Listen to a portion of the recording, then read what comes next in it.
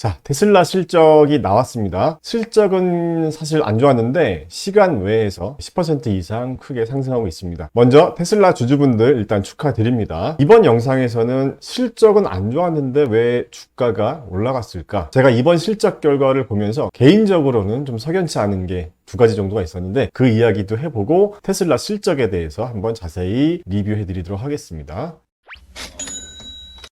우리 미주부 시청자분들에게는 제가 이런 기업의 예상 2024년 순이익이나 매출 성장률의 변화, 이 패턴을 보면서 함께 어떤 데이터 분석 측면으로도 같이 이야기를 많이 해봤는데, 일단 테슬라를 먼저 보겠습니다. 테슬라는 2024년 예상 순이익이나 매출 성장률이 계속 하락 추세였다는 거죠. 제가 이걸 통해서 이제 알아보고 싶었던 건 이런 패턴대로 실제 실적도 시장이 예상보다 안 좋게 나왔어요. 어닝 쇼크를 기록했습니다. 그런데도 불구하고 애프터마켓에서 주가가 급등한 이유는 크게 두 가지로 볼 수가 있는데, 먼저 순이익이 감소하긴 했지만 자동차 사업 마진율은 시장이 예상보다 조금 좋았습니다. 그 첫 번째 이유가 있었고, 사실 두 번째 이유가 가장 큰 이유라고 생각하는데 2025년 하반기에 저가형 신차를 출시하겠다는 언급이 있었어요. 이 두 가지 이유로 주가가 상승했는데 이 부분에 대해서 자세히 한번 알아보겠습니다. 자, 먼저 제가 관리하는 4차 산업혁명 48개의 종목 중에서 테슬라 외에 엔페이지 에너지도 실적 발표했는데, 엔페이지 에너지 같은 경우는 실적 발표하고 시간 외에 거래해서 주가가 7% 가까이 하락하고 있는 상황입니다. 참고로 엔페이지 에너지도 6주간의 성장률 변화를 보면 하락 추세였어요. 그래서 엔페이지 에너지 같은 경우는 6주간 성장률 하락이 실적 발표 후 실적 부진 및 주가 하락까지 이어지는 형태로 갔다고 볼 수가 있습니다. 자, 본격적으로 테슬라 실적 리뷰를 해드리기 전에 우리 미주부 시청자분들께서 이런 관점으로 오늘의 영상을 한번 봐주셨으면 좋겠습니다. 제가 이런 데이터 분석을 계속 해보는 이유가 있는데요. 6주간의 성장률 분석에 대한 데이터 패턴의 흐름을 보고자 했던 이유가 있습니다. 이 시킹알파라는 사이트에서도 이런 퀀트 투자에서 밸류에이션이나 성장성, 수익성, 모멘텀, 그 다음에 리비전이라고 있죠. 이 리비전이 뭐냐면 이 애널리스트들이 90일 동안 업 리비전 또는 다운 리비전, 이 기업에 대해서 향후 예상 실적을 좋게 보느냐 나쁘게 보느냐에 따른 그런 패턴을 이렇게 등급으로 매겨서 퀀트 투자에 적용하기도 하거든요. 그런 것처럼 저는 좀 더 최근 데이터의 변화를 보고 싶었어요. 그래서 6주간의 이런 변화를 분석해서 어떤 데이터 연관성이 있는지 데이터 분석 측면에서 입니다. 주가를 맞추는 측면이 아니라 그런 관점으로 한번 봐주셨으면 좋겠고요. 크게 세 가지 이유였어요. 제가 이걸 만든 이유가 왜 만들었냐면, 첫 번째로 일반 주식 투자자들, 우리 같은 일반 주식 투자자들이 기업의 내부자나 대형 투자 IB들보다 정보를 습득하는 속도가 늦을 수밖에 없잖아요. 즉 시작부터 불리한 게임을 우리가 하고 있는 거잖아요. 자, 그리고 두 번째, 가장 소식을 빨리 접할 수 있는 사람들은 당연히 회사의 내부자들이겠죠. 이 정보의 흐름이 내부자에서 애널리스트 같은 투자 IB로 전달되는 이런 내부의 중요한 정보들이 이런 형태로 향후 예상 실적에 반영될 수 있다는 이제 생각을 한 겁니다. 왜냐하면 계속 업데이트가 되니까. 그래서 데이터에 변화되는 이런 패턴을 분석해서 실적 발표 이후에 어떤 데이터에 연관성이 있는지를 한번 계속 공부해 보고 싶은 게 가장 첫 번째 메인입니다. 주가를 맞추자, 예측하자 이런 게 아니에요. 자꾸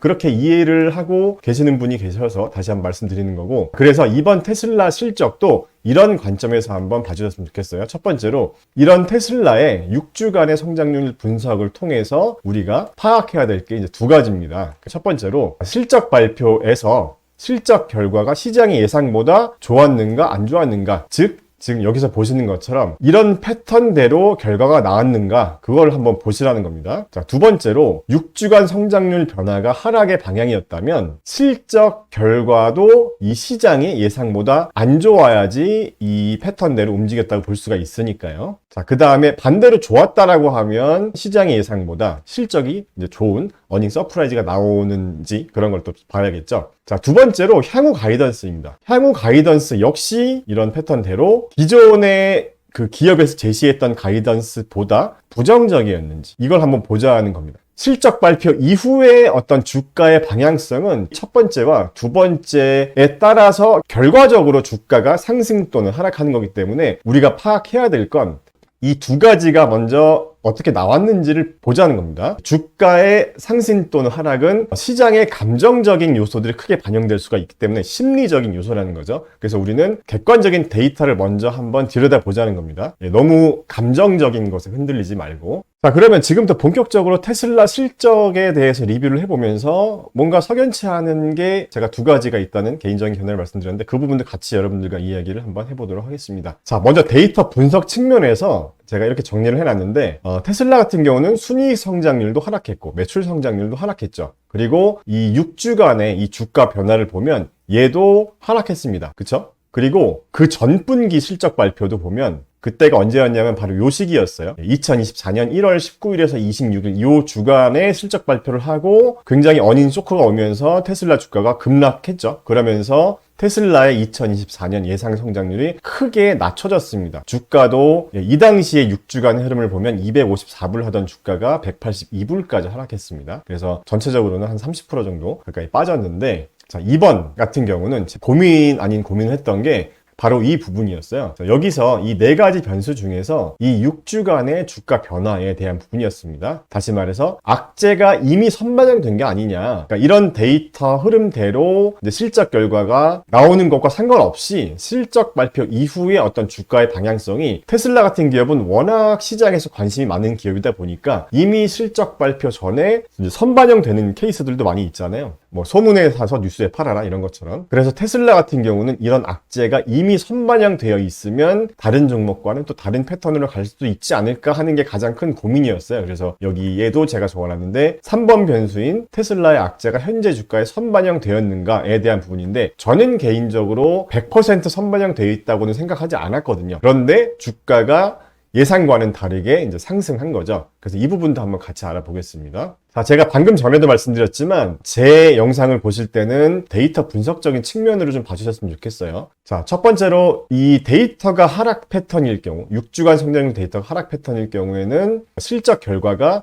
시장의 예상보다 안 좋은지, 그 다음에 향후 가이던스도 안 좋은지 이 두 가지 관점에서 한번 같이 알아보겠습니다. 자, 먼저 테슬라의 실적을 좀 볼게요. 테슬라의 매출은 213억 달러가 나왔습니다. 1분기 매출이. 시장의 예상치인 222억 7천만 달러보다는 하회했습니다. 어닝 쇼크죠. 그 다음에 주당 순이익도 0.45달러가 나왔다고 해요. 그래서 시장의 예상치인 0.49달러를 하회했습니다. 그래서 둘 다 매출과 순이익, EPS가 어닝 쇼크를 기록했어요. 자, 어닝 쇼크를 기록했다는 말은 부정적이죠. 안 좋은 겁니다. 그러면 향후 가이던스가 좋아야지 시장의 어떤 기대감으로 인해서 주가가 상승할 수가 있는 건데, 자, 그 부분도 한번 같이 보겠습니다. 자, 그 전에 테슬라 실적에 대해서 좀 더 자세히 알아볼게요. 먼저 테슬라의 차량 생산량은 43만 3,371대가 나왔습니다. 그래서 지난 분기 대비는 마이너스 12.4% 하락했고 전년 동기와 비교했을 때도 1.7% 소폭 하락했습니다. 전년 동기보다도 하락한 거죠. 그 다음에 차량 인도량도 한번 보면요. 38만 6,810대입니다. 그래서 지난 분기 대비는 마이너스 20%, 전년 동기 대비는 8.5%로 좀 더 하락폭이 컸어요. 좀 더 자세한 내용은 이렇게 나와 있는데, 자, 이 자료에서는 시장에서 좀 궁금해하는 사이버 트럭에 대한 구체적인 생산량이 숫자로 표기되진 않았더라고요. 이렇게 모델 3나 모델 Y에 대한 것만 나왔고, 그 다음에는 그냥 다른 모델 좀 뭉뚱그려서 2995대다 이렇게 나왔습니다. 이 중에 사이버 트럭이 있겠죠. 자, 그 다음에 이번 실적 리뷰를 보면 이제 테슬라 측에서 얘기한 이번에 수익성이 감소한 이유에 대해서 크게 네 가지 이유를 들었어요. 첫 번째는 차량 평균 판매 가격이 하락했으니까 당연히 수익성이 감소할 수가 있겠고, 자, 그 다음으로는 R&D 비용이 좀 증가했다고 합니다. AI 개발에 따른 R&D 비용이 증가했다. 그 다음에 아무래도 사이버 트럭을 이제 최근에 출시했으니까 생산 비용이 초기에는 좀 많이 들어갈 수밖에 없겠죠. 자, 이런 것들은 우리가 충분히 이해할 수 있는 부분들이라고 생각해요. 당연히 그럴 수 있는 부분들이니까. 그리고 최근에 이제 이런 소식도 있었잖아요. 기가 베를린의 화재 소식도 있었고, 생산 중단으로 인해서 차량 인도가 감소했다. 이 부분도 우리가 이미 알고 있는 내용이었습니다. 그리고 이번 실적에서 좀 긍정적인 부분은 차량 한 대당 비용이 감소됐다고 합니다. 이 부분은 긍정적인 요소라고 볼 수가 있겠죠. 테슬라가 비용을 절감해서 차량 마진율을 좀 더 올렸다. 그러니까 순이익 자체는 감소했지만 마진율은 소폭 좋아졌다.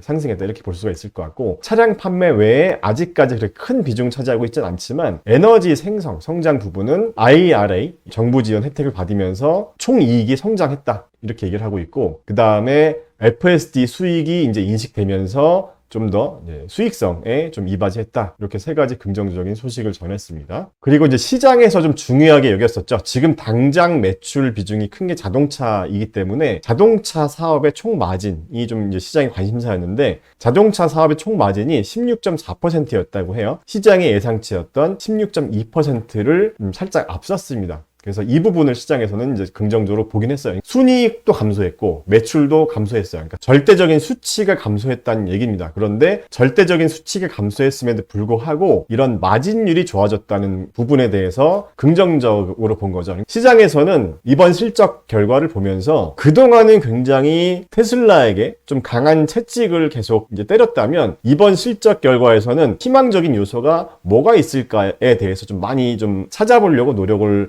한 것 같다는 게 제 개인적인 생각입니다. 자, 그래서 수익성 지표 면에서만 보면 이 1분기 실적에 대해서 시장은 정말 최악을 예상했지만 최악의 수준까지는 아니었다. 시장이 걱정한 만큼까지는 아니었다. 이렇게 이제 정리할 수가 있겠습니다. 그리고 사이버 트럭에 대해서 살짝 언급했는데, 테슬라가 4월 한 주 동안 사이버 트럭이 주당 1000대를 생산했다고 해요. 1000대 이상을. 그래서 올해 목표치인 5만 대 생산에 대한 이 월가의 기대치는 부합한다. 이렇게 이제 정리할 수가 있겠고요. 그 다음에 가이던스에 대해서는 조금 수상쩍은 게 있습니다. 왜냐하면 지난 분기도 그랬지만 구체적인 수치를 제공하진 않았어요. 지난 분기 실적 발표 때도 구체적인 수치를 제공 안 한 부분에 대해서 시장이 굉장히 좀 우려를 한 거죠. 2024년 굉장히 힘들 것 같다는. 근데 이번에도 구체적인 수치는 제공하지 않았어요. 어떤 좀 비즈니스적인 어떤 비전에 대한 그런 부분만 좀 뭉뚱그려서 좀 얘기를 했습니다. 저는 개인적으로 좀 찝찝한 그런 느낌이었는데 어떤 내용인지 좀 알아보겠습니다. 자, 먼저 이런 얘기는 했어요. 테슬라의 2024년 차량 성장률이 2023년에 달성한 강력한 성장률에 비해서 현저히 낮아질 것이다. 얼마나 낮아질 것인지에 대해서는 얘기를 안 했습니다. 그냥 각오하고 있어. 안 좋을 거야. 이제 이 정도로 얘기를 했고, 대신에 방금 전에도 말씀드렸지만 이 에너지 생성 저장 사업부의 성장률이 좋았다. 자동차 부분 성장률을 능가했다. 이건 성장률입니다. 절대적인 매출치가 아니라 성장률이 좋았다. 하지만 전체 매출의 비중이 아직까지는 크지 않다. 이렇게 보시면 될 것 같고, 그래서 자동차 부분에서는 이제 시장이 부정적으로 보고 있지만 테슬라 입장에서는 긍정적인 부분도 있으니까 이런 부분도 좀 참고해달라. 이 정도로 얘기한 것 같습니다. 자, 세 번째로 이 부분 때문에 가장 시장에서 크게 반응한 것 같은데, 2025년 하반기에 저가형이죠. 라인업을 출시할 수 있는 세팅을 했다. 이제 그렇게 얘기를 하고 있는데, 이 부분에 대해서도 저는 개인적으로 좀 고개를 좀 약간 갸우뚱하게 되는 부분이었어요. 왜냐하면 이것 때문에 이렇게 올랐다고 하는 생각을 저는 개인적으로 했습니다. 과거에도 보면 2023년 9월 뉴스도 한번 보면 이제 모델 2죠. 출시 임박했다. 이제 이런 얘기도 나왔었고, 2023년 12월 기사에도 2024년에 출시할 것이다. 구체적으로 얘기했었어요. 이때도 오스틴에서 생산할 것이다. 이런 얘기도 있었고, 불과 한 달 전에는 2027년으로 연기될 것이다. 그러니까 좀 오락가락했다는 거죠. 모델 2에 대해서 오락가락했다는 거예요. 그런데 이번에 실적 결과 이제 가이던스에서 모델 2가 2025년 하반기, 모델 2라고 구체적으로 언급도 안 한 걸로 알고 있습니다. 저렴한 모델도 포함되어 있다. 이 정도로 얘기했는데, 이것 때문에 시간 외에서 이렇게 올랐다고 라고 저는 개인적으로 생각했는데, 여러분들은 어떻게 생각하시는지 한번 댓글로 의견을 좀 주셨으면 좋겠습니다. 자, 그래서 저는 테슬라가 아마 내부적인 회의를 했을 거 아니에요? 임원진 회의도 했을 거고, 아, 테슬라 주가, 우리 회사 주가 너무 떨어지는 거 아니냐. 뭐 이제 이사회에서도 얘기했을 거고, 대주주들도 아마 좀 프레셔를 가했을 거고, 그래서 아마도 제 생각에는 이번 실적 발표에서 모델 2에 대해서 어느 정도 그래도 좀 언급을 해야 되지 않을까 하는 그런 내부적인 어떤 결정을 해서 좀 급하게 끼워 넣은 것 같은 느낌이 저는 개인적으로 들었어요. 왜냐하면 그 전에도 계속 이제 이런 얘기가 있었으니까. 그래서 일론 머스크의 어떤 개인적인 생각과는 좀 다르게 주가를 또 방어해야 되는, 주가를 관리해야 되는 그런 책임도 있는 거니까, 대표이사가. 그런 측면에서 언급을 한 게 아닌가 이런 얘기를 했었고, 그동안 이제 로보택시를 언급했었잖아요. 일론 머스크가 로보택시를 8월 8일 날 선보이겠다. 근데 이제 이것도 굉장히 두들겨 맞았단 말이에요. 모델 2를 출시하는 것보다 로보택시의 우선순위를 두는 건 마치 애플이 아이폰 15를 건너뛰고 아이폰 25를 출시하겠다는 것 같다라고 웨드부시의 댄 아이브스가 얘기를 했잖아요. 그런 것처럼 워낙 두들겨 맞다 보니까 주가 관리를 위해서 일단은 언급하자, 이런 분위기가 아니었을까 하는 게 제 개인적인 추측이었고, 그 다음에 이제 로보택시에 대한 걸 우리가 좀 연상할 수 있는 자료도 있었습니다. 이번 실적에서 여기 자세하게 한번 볼게요. 얘를 좀 확대해서 한번 보겠습니다. 자, 여기서 보겠습니다. 자, 여기 보시면 이번 실적에 이런 자료도 언급을 했는데, 여기를 자세히 보시면 로보택시 서비스를 연상하는 것 같은 그런 자료입니다. 그래서 차량을 이제 호출하면 이렇게,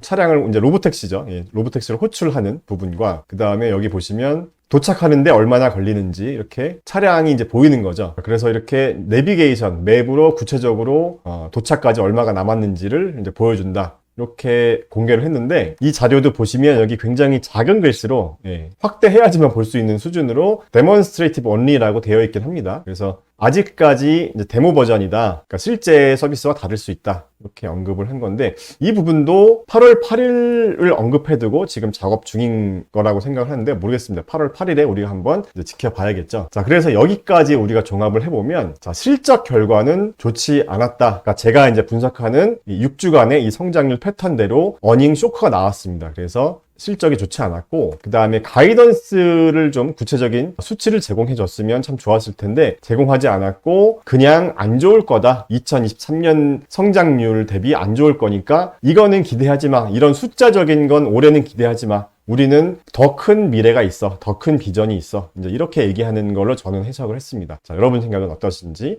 모르겠습니다. 그리고 마지막으로 이제 이런 자료도 같이 공유를 해줬어요. 크게 테슬라가 자동차 사업이 있고 이제 에너지 사업 부분이 있잖아요. 그래서 비즈니스적으로 어떻게 연관이 있는지 서로 이렇게 로보택시까지 해서 FSD, 뭐 AI까지 가서 궁극적으로 이제 로봇, 휴먼 이쪽으로 가겠다. 자동차는 단지 우리가 나아가는데 그냥 과정에 있을 뿐이다. 그래서 more than just vehicle, 이렇게 테슬라의 어떤 향후 플랜, 비전에 대해서도 같이 보여줬습니다. 그러니까 이번 실적에서 아마도 이런 이야기를 하고 싶었을 것 같습니다. 우리가 2024년에 어떤 매출이나 이익 같은 숫자적인 건 좀 안 좋을 수 있지만 좀 더 우리를 믿고 기다려달라. 조금 지체가 될 수 있겠지만 그래도 보여줄 거니까 믿고 좀만 더 기다려달라. 이제 이런 메시지를 좀 전하고 싶었던 게 아닌가 하는 게 제 개인적인 생각이지만, 이제 시장의 어떤 니즈와 회사 측에서 보여주는 어떤 간극의 차이는 좀 있을 테니까 오늘 영상을 시청하신 우리 미주부 시청자분들도 각자의 어떤 투자 기준에 맞게 이번 실적에 대해서 냉철하게 한번 생각을 해보시면 좋을 것 같습니다. 자, 오늘 영상은 여기까지입니다. 영상 끝까지 시청해주신 분들 감사드립니다. 안녕.